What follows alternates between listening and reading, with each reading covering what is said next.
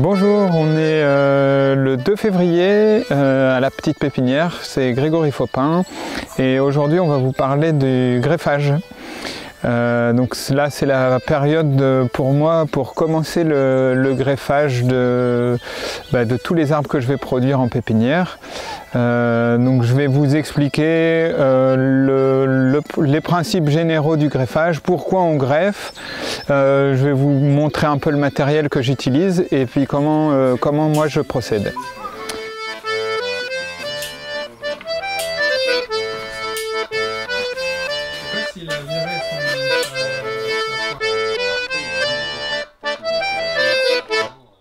Donc pourquoi greffer d'abord? Le premier intérêt du greffage, c'est de sauvegarder la variété. La plupart des variétés de fruits, donc de fruits surtout, là, moi ce que je fais c'est du fruit à pépins et fruits à noyaux, pommier, poirier, cerisier, prunier, abricotier, pêcher. C'est des espèces qui sont peu fidèles si on les reproduit par le semis, voire pas, enfin vraiment en pommier, si on sème un pépin, on va avoir une variété qui va être issue du père et de la mère. Donc c'est très aléatoire et on ne sait pas ce qu'on va obtenir, quoi. Et donc en pépinière, pour pouvoir vendre des variétés, si je veux vendre de la chailleux, eh ben, je dois passer par la reproduction végétative et pas de la reproduction sexuée. Reproduction végétative, il y a 3 choix: bouturage, marcottage ou greffage. Et il se trouve que toutes ces espèces dont j'ai parlé, tous les fruitiers classiques de chez nous, sont très compliqués à obtenir par bouturage et marcottage. Donc c'est pourquoi on les multiplie par greffage. Pour vraiment, c'est du clonage en fait. On clone la variété pour être sûr de toujours avoir la même et pouvoir la nommer chailleux. Ensuite, un autre intérêt, c'est de choisir le porte-greffe sur lequel on va greffer. Et ça, le porte-greffe, on va avoir du choix dans la vigueur de l'arbre. On peut avoir des porte-greffes qui vont être très nanifiants, c'est-à-dire très peu vigoureux, et donc on va pouvoir récolter facilement en piéton, pouvoir tailler facilement, enfin, un arbre qui est très accessible, ou alors du porte-greffe très très vigoureux, donc qui va donner du haut de tige. Ensuite, on peut adapter le porte-greffe en fonction des sols qu'on a, notamment sur calcaire. Nous, chez nous, on n'a pas de calcaire, donc les cerisiers, par exemple, il n'y a aucun souci, on peut les greffer sur du merisier. Sur des sols qui seront calcaires, on va utiliser le Prunus malaeb, le prunier, le cerisier Sainte-Lucie, qui s'adapte très bien au calcaire. Et ensuite, on peut aussi, le greffage permet de modifier, par exemple, si on a des arbres spontanés dans une haie ou sur un terrain, de pouvoir le transformer, si cet arbre ne donne pas des très bons fruits, de pouvoir le greffer en place et transformer en fait son écosystème en quelque chose de nourricier, quoi. Donc on peut se servir, j'ai parlé du merisier, ça fait des petites cerises plutôt acides, donc ça on peut très bien le greffer. Les pruniers se ressèment facilement, donc voilà, ça c'est un bon moyen, c'est un des autres intérêts du greffage.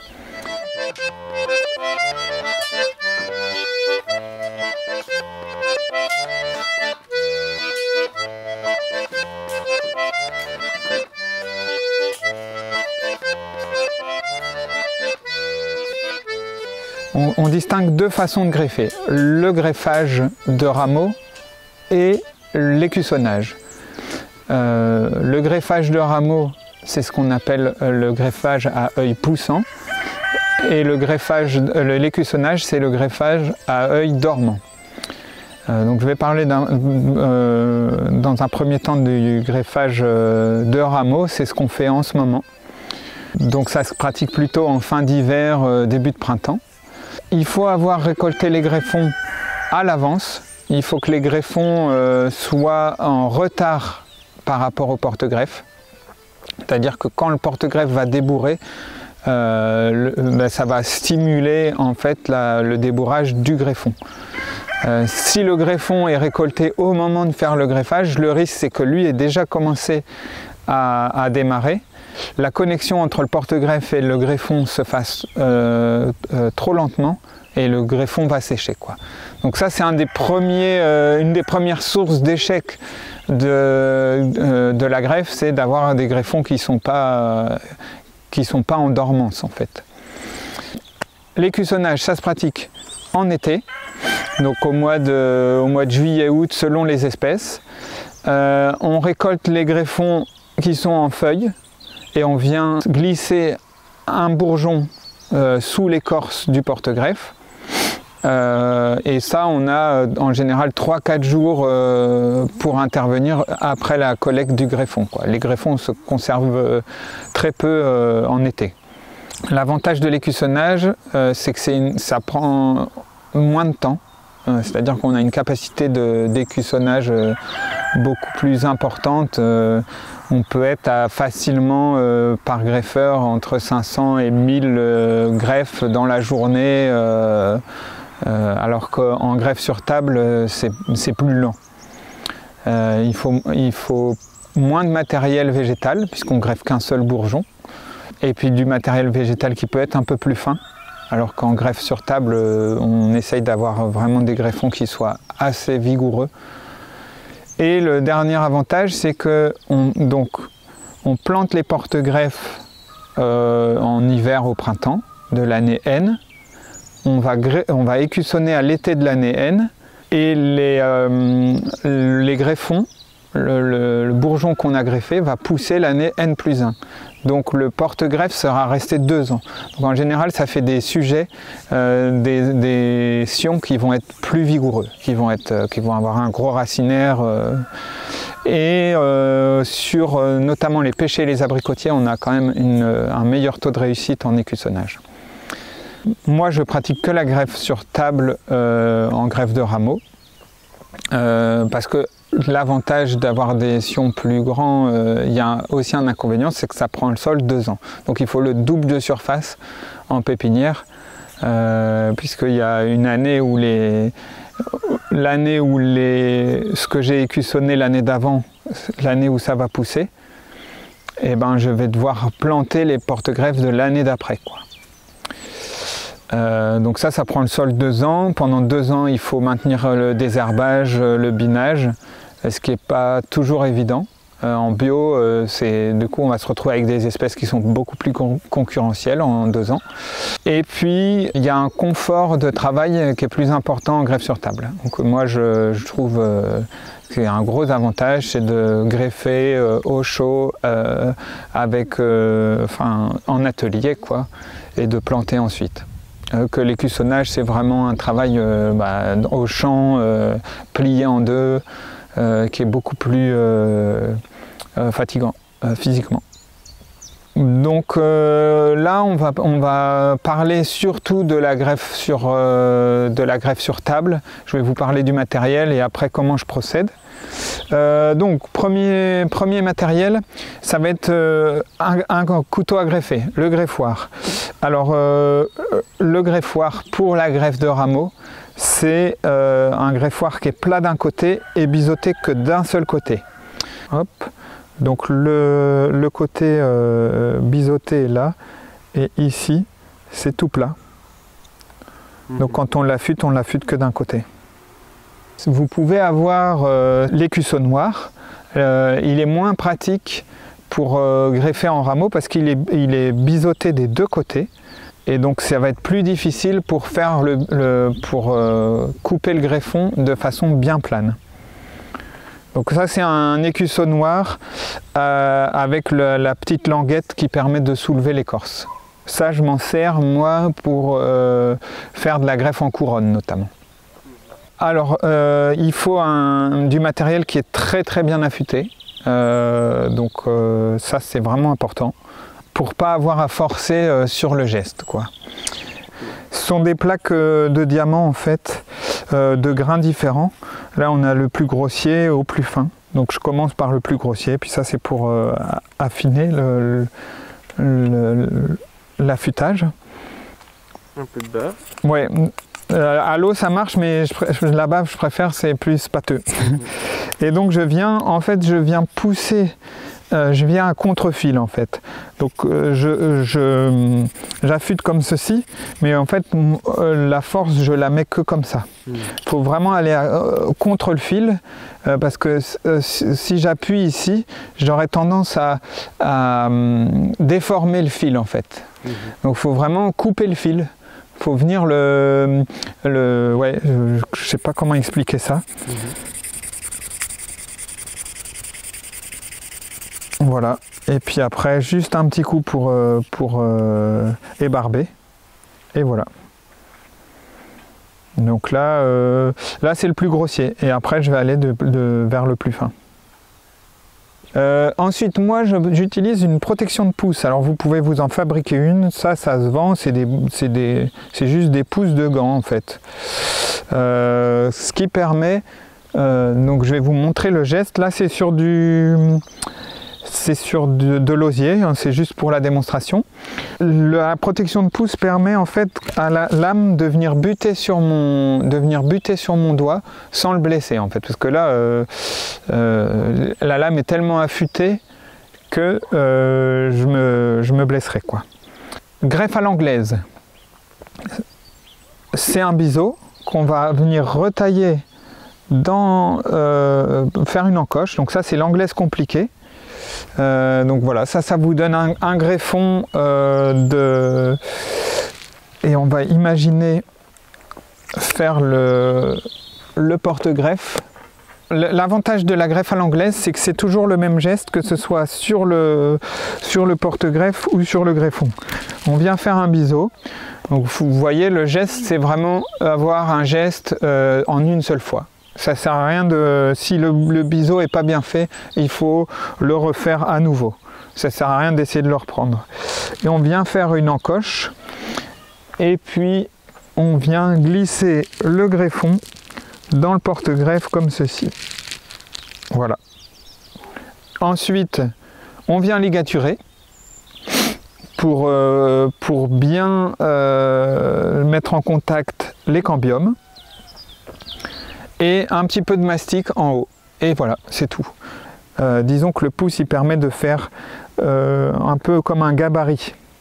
Ça permet le pouce va suivre le geste et la lame va finir sa course sur le pouce en fait. Et il y a un petit phénomène de rapprocher. Les bras le long du corps, assez détendus. Le geste, ça va être un des risques de ne pas être bien serré le long du corps, c'est de faire une rotation en fait, et donc que le biseau il soit pas bien plat, qu'il rebique un peu. Donc cette main là, elle est plutôt fixe, et le geste ça part. Moi j'ai une poignée fixe, et c'est l'épaule et le coude qui font comme ça. Donc essayez d'avoir un geste pour que le greffoir il reste droit. Et voilà ce que ça donne.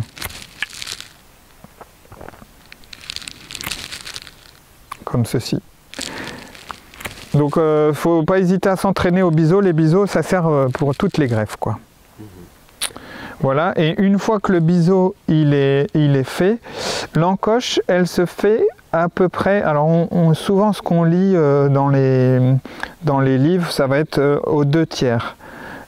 Moi je me repère souvent, on voit souvent quand même le bois de cœur en fait, il y a le petit rond qui devient tout ovale à cause du biseau là, et je me mets à peu près un peu au-dessus du milieu de ce rond là en fait, donc c'est un peu, c'est entre la moitié et les 2/3 en fait.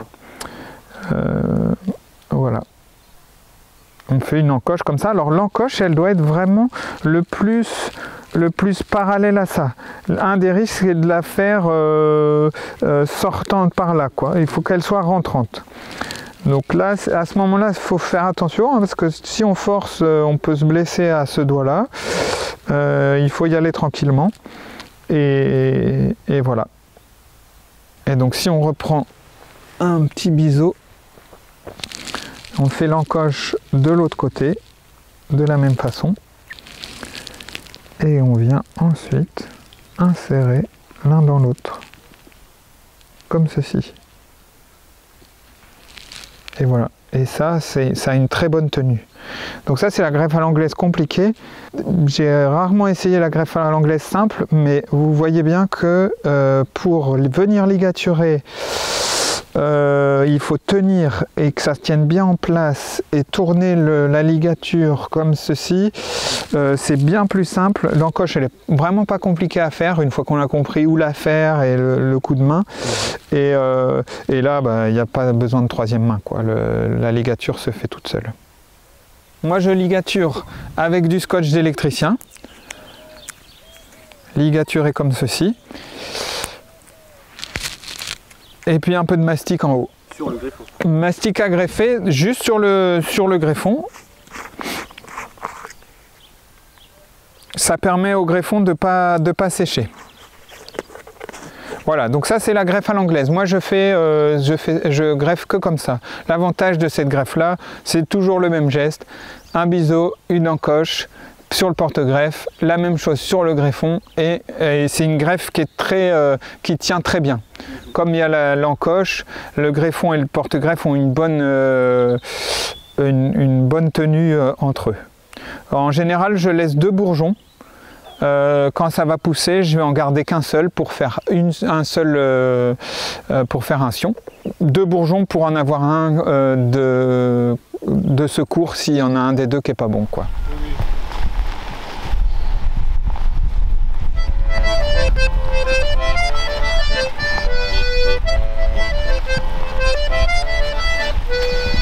Donc moi, après, waouh, il y a des belles racines. Wow. Il n'y a pas beaucoup de, ils sont pas très gros, mais là, comme les autres, hein, ok. assez long quand même, un peu plus long peut-être. Ouais, comme ça. D'accord.